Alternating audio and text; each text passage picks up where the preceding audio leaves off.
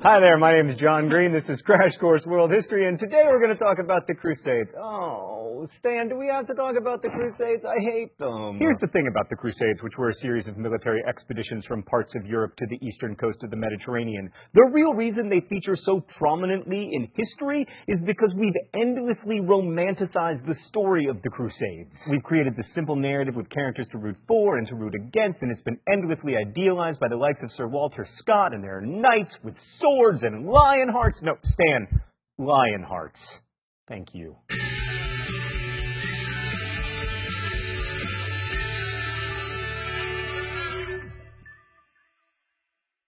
Let's start by saying that initially the Crusades were not a holy war on the part of Europeans against Islam, but in important ways the Crusades were driven by religious faith. Mr. Green, religion causes all wars. Imagine no religion. I'm going to cut you off right there before you violate copyright me from the past, but as usual, you're wrong. Simple readings of history are rarely sufficient. By the way, when did my handwriting get so much better? I mean, if the Crusades had been brought on by the lightning-fast rise of the Islamic Empire and a desire to keep in Christian hands the land of Jesus, then they would have started in the 8th century. But early Islamic dynasties like the Umayyads and the Abbasids were perfectly happy with Christians and Jews living among them as long as they paid a tax. And plus, the Christian pilgrimage business was awesome for the Islamic Empire's economy. But then a new group of Muslims, the Seljuk Turks, moved into the region, and they sacked the holy cities and made it much more difficult for Christians to make their pilgrimages. And while they quickly realized their mistake, it was already too late. The Byzantines, who'd had their literal asses kicked at the Battle of Manzikert in 1071, felt the threat and called upon the West for help. So the first official crusade began with a call to arms by Pope Urban II in 1095 CE. This was partly because Urban wanted to unite Europe, and he'd figured out the lesson the rest of us learned from alien invasion movies. The best way to get people to unite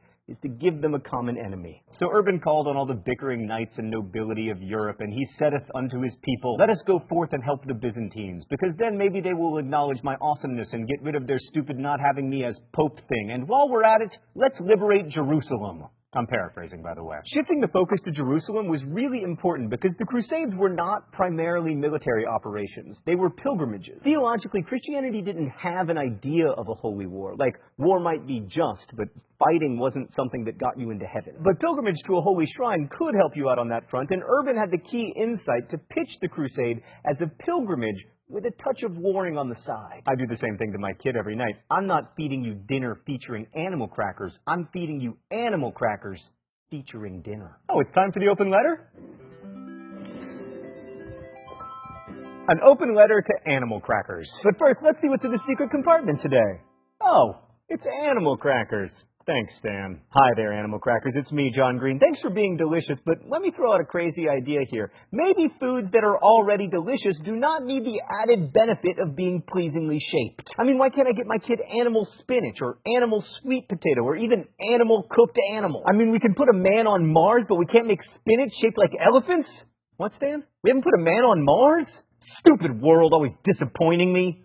Best wishes, John Green. One last myth to dispel. The Crusades were not an example of early European colonization of the Middle East, even if they did create some Europeanish kingdoms there for a while. That's a much later post- and anti-colonialist view that comes, at least in part, from a Marxist reading of history. In the case of the Crusades, it was argued the knights who went adventuring in the Levant were the second and third sons of wealthy nobles who, because of European inheritance rules, had little to look forward to by staying in Europe, and lots to gain in terms of plunder by going to the east. Cool theory, bro, but it's not true. First, most of the people who responded to the call to crusade weren't knights at all. They were poor people. And secondly, most of the nobles who did go crusading were lords of estates, not their wastrel kids. But more importantly, that analysis ignores religious motivations. We've approached religions as historical phenomena, thinking about how, for instance, the capricious environment of Mesopotamia led to a capricious cadre of Mesopotamian gods. But just as the world shapes religion, religion also shapes the world. And some modern historians might ignore religious motivations, but medieval crusaders sure as hell didn't. I mean, when people came up with that idiom, they clearly thought hell was for sure. To the crusaders, they were taking up arms to protect Christ and his kingdom. And what better way to show your devotion to God than putting a cross on your sleeve, spending 5 to 6 times your annual income to outfit yourself and all your horses,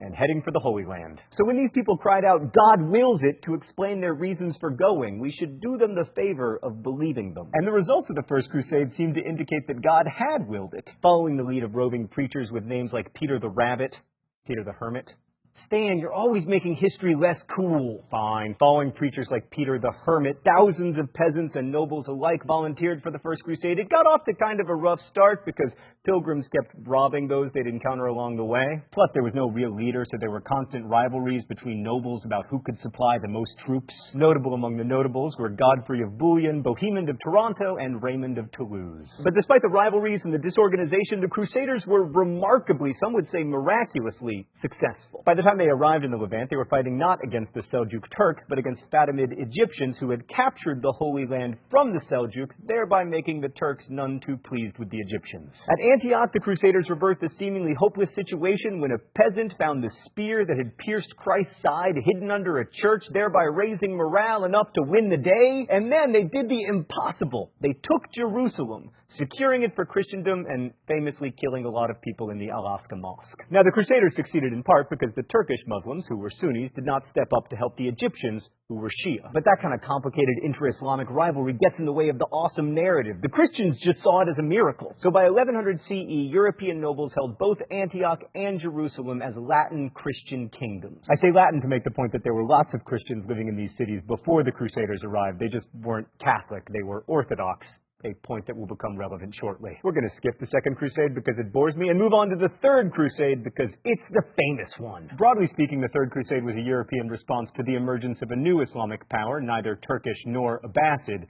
The Egyptian, although he was really a Kurd, Sultan al-Malik al-Nasser Salah al-Din Yusuf, better known to the West as Saladin. Saladin, having consolidated his power in Egypt, sought to expand by taking Damascus and eventually Jerusalem, which he did successfully because he was an amazing general. And then the loss of Jerusalem caused Pope Gregory VIII to call for a Third Crusade. Three of the most important kings in Europe answered the call: Philip, cowardly schemer II of France, Richard, Lionheart I of England, and Frederick, I am going to drown anticlimactically on the journey while trying to bathe in a river, Barbarossa, of the not holy, not Roman, and not imperial Holy Roman Empire. Both Richard and Saladin were great generals who earned the respect of their troops, and while from the European perspective the crusade was a failure because they didn't take Jerusalem, it did radically change crusading forever by making Egypt a target. Richard understood that his best chance to take Jerusalem involved first taking Egypt, but he couldn't convince any crusaders to join him because Egypt had a lot less religious value to Christians than Jerusalem. So Richard was forced to call off the crusade early, but if he had just hung around until Easter of 1192, he would have seen Saladin die. And then Richard probably could have fulfilled all his crusading dreams, but then we wouldn't have needed the Fourth Crusade. Although crusading continued through the 14th century, mostly with an emphasis on North Africa and not the Holy Land, the Fourth Crusade is the last one we'll focus on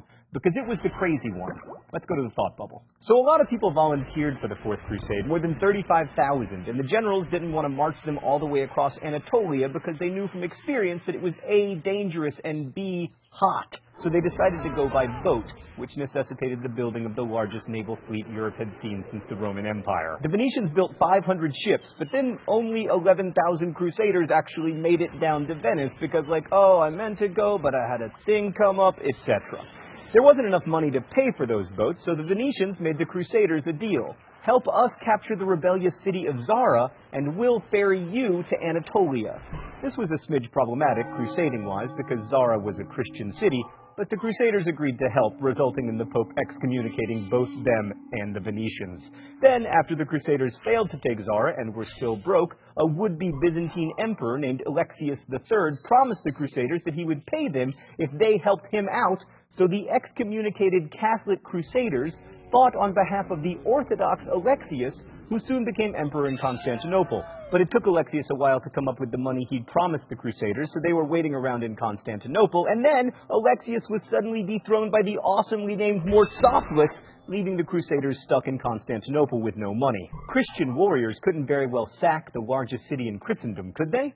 Well, it turns out they could, and boy did they. They took all the wealth they could find, killed and raped Christians as they went, stole the statues of horses that now adorn St. Mark's Cathedral in Venice, and retook exactly none of the Holy Land. Thanks, Thought Bubble. So you'd think this disaster would discredit the whole notion of crusading, right? No. Instead, it legitimized the idea that crusading didn't have to be about pilgrimage, that any enemies of the Catholic Church were fair game. Also, the Fourth Crusade pretty much doomed the Byzantine Empire, which never really recovered. Constantinople, a shadow of its former self, was conquered by the Turks in 1453. So ultimately, the Crusades were a total failure at establishing Christian kingdoms in the Holy Land long term. And with the coming of the Ottomans, the region remained solidly Muslim, as it mostly is today. And the Crusades didn't really open up lines of communication between the Christian and Muslim worlds, because those lines of communication were already open. Plus, most historians now agree that the Crusades didn't bring Europe out of the Middle Ages by offering it contact with the superior intellectual accomplishments of the Islamic world. In fact, they were a tremendous drain on Europe's resources. For me, the Crusades matter because they remind us that the medieval world was fundamentally different from ours. The men and women who took up the cross believed in the sacrality of their work in a way that we often can't even conceive of today. And when we focus so much on the heroic narrative or the anti-imperialist narrative or all the political infighting, we can lose sight of what the Crusades must have meant to the Crusaders. How that journey from pilgrimage to holy war transformed their faith